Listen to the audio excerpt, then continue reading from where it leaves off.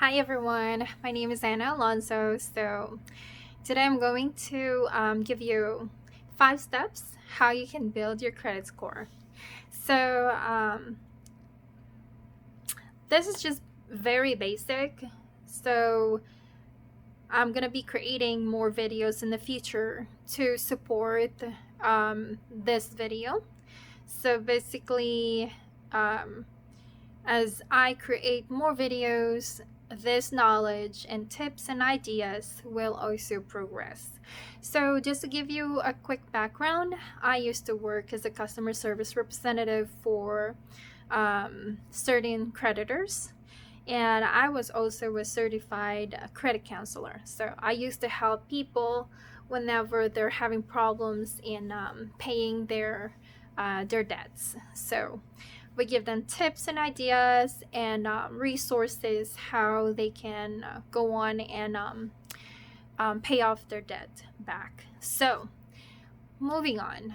Um, First, two things that I want to let you know about, that there are two important things that plays a huge role in terms of taking care of your credit. So there's what we call credit score and credit report.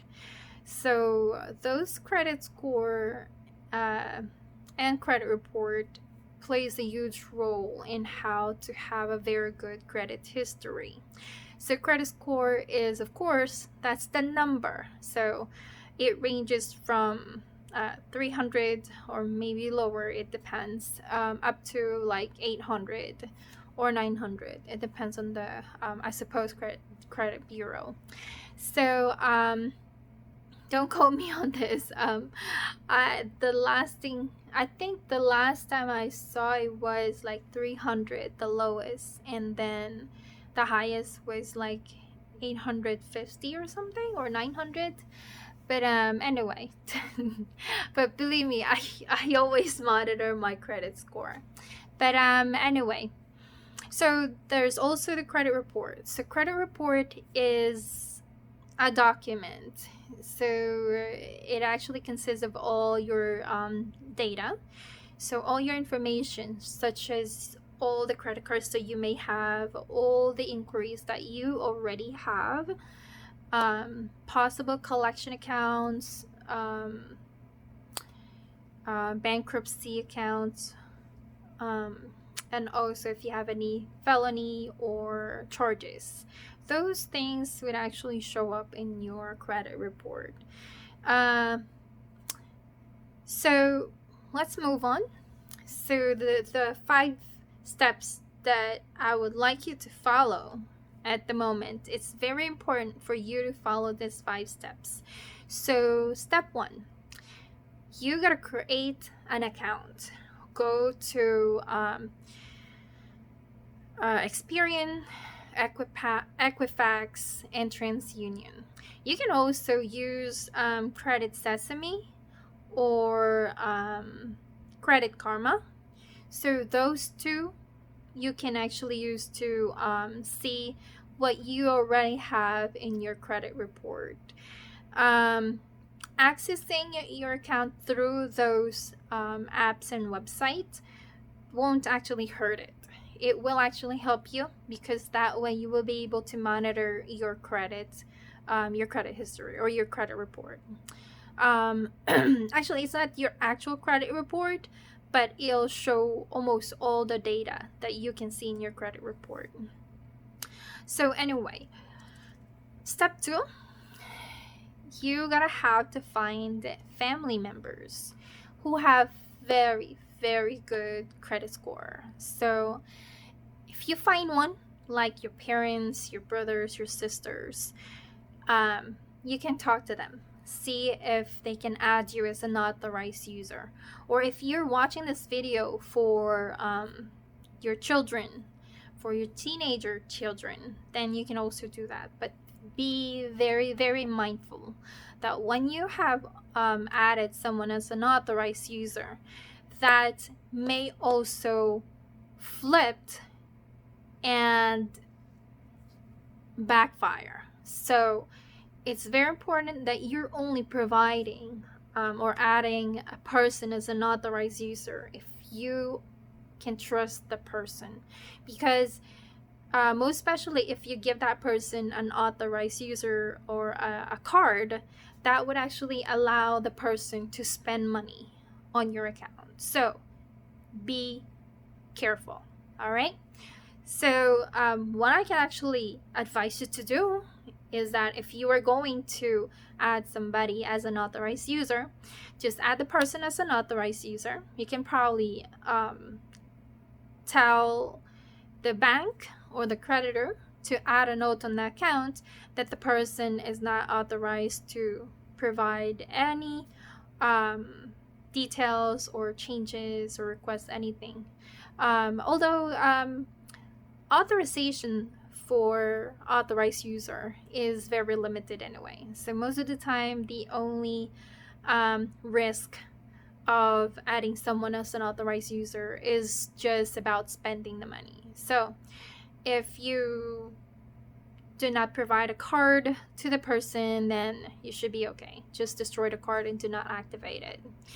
But the only people that I would actually recommend this to do is your kids. So for example, you have a minor kid and you want to start building a credit for that kid.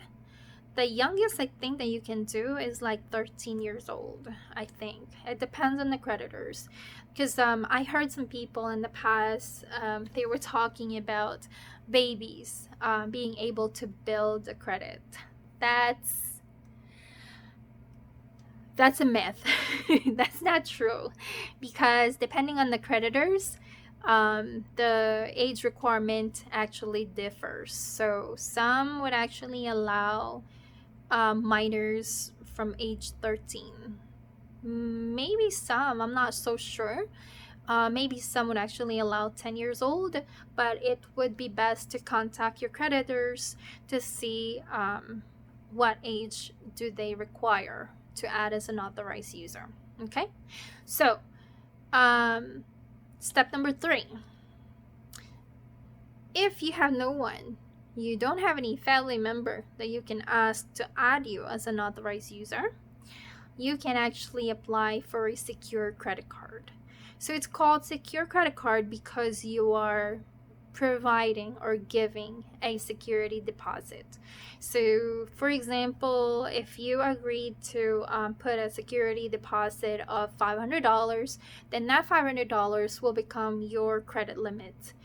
And that credit limit stays actually. So if your credit limit or if the deposit that you gave is $500, your credit limit stays at $500 until you are capable of getting a credit limit increase. But the amount of the deposit can actually vary. So just contact your creditors. This way you can discuss up to how much, because some creditors, I think they actually allow up to $2,500. So but then it depends on the creditors. So every bank or every creditors are different, so it's better to contact them. Okay, now once you have applied for a credit card or a secure credit card, or you have applied for an authorized user card, make sure that if you have an authorized user card, make sure that you also have the person who's paying the card is having a very good or outstanding payment behavior. So pay on time, pay at least the minimum payment. If you don't meet the minimum payment requirements or the payment requirements on time, so vice versa. So if you don't pay, if you paid after the due date, even the amount is correct, or even if you have met the minimum requirement of the payment, that would still be considered a missed payment. Or If you paid on time but you paid below the minimum payment, that's still considered a minimum payment, missed payment. So always make sure that you pay your bills or your credit card on time, because paying on time has a huge impact in your credit score. And then step 5,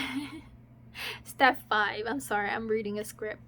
Step 5, do not, I'm going to reiterate this, do not make any inquiry. When I say inquiry, there are 2 types of inquiries, by the way. So there's a soft inquiry and there's a hard inquiry. The soft inquiries are anything that does not deal with money. So there's no possibility of you getting into debt. So for example, if you're applying for a job and the company needs to do a background check, then that will become a soft inquiry. And then the hard inquiry is the opposite. So anything that deals with money, any possibility of you getting into debt, that would actually be considered as a hard inquiry. And there's only certain number of inquiries that you can actually have in an account. So the more inquiries that you have, the harder impact it's going to cost you with your credit score. So if you already have a secured credit card, use that card, pay that on time. And if you want to apply for a higher credit limit increase or another credit card, you have to wait at least 6 months. If you want to go further, maybe a year, because you getting approved for a credit card actually based on so many factors. So it depends on how many credit cards that you already have, how many loans, how many debts, basically. How many debts, how much debts do you have in total? How old are your accounts? How old are your credit card accounts? And how many inquiries you already have in your account. And again, bankruptcies, collections, and any possible charges. So those things would actually play a huge role. So right now, those top 5 that you need to do is to create an account so you can see what's your credit score or what so far you have in terms of your data. Look if you can get if you can become an authorized user, and if you cannot become an authorized user, apply for a secure credit card, and then pay on time, or make sure that whoever owns or whoever is the principal card owner of the account that you are added as an authorized user pays on time, and avoid any further inquiries. Okay, so in the next video I am going to discuss further about how you can maintain your credit score. So I will give more details further. Just to let you know, any accounts or any companies that I have mentioned during the video, I am not affiliated with them. So any information that I have given you or shared with you in this video, they're just solely based on my work experience and knowledge that I have gained when I was working from those companies. All right. So again, if you like this video, give a thumbs up and subscribe so you can see any updates or any new videos that I may post, and share it because maybe you have friends or family that this video may actually find this helpful. All right, thanks so much. See you in the next video. Bye.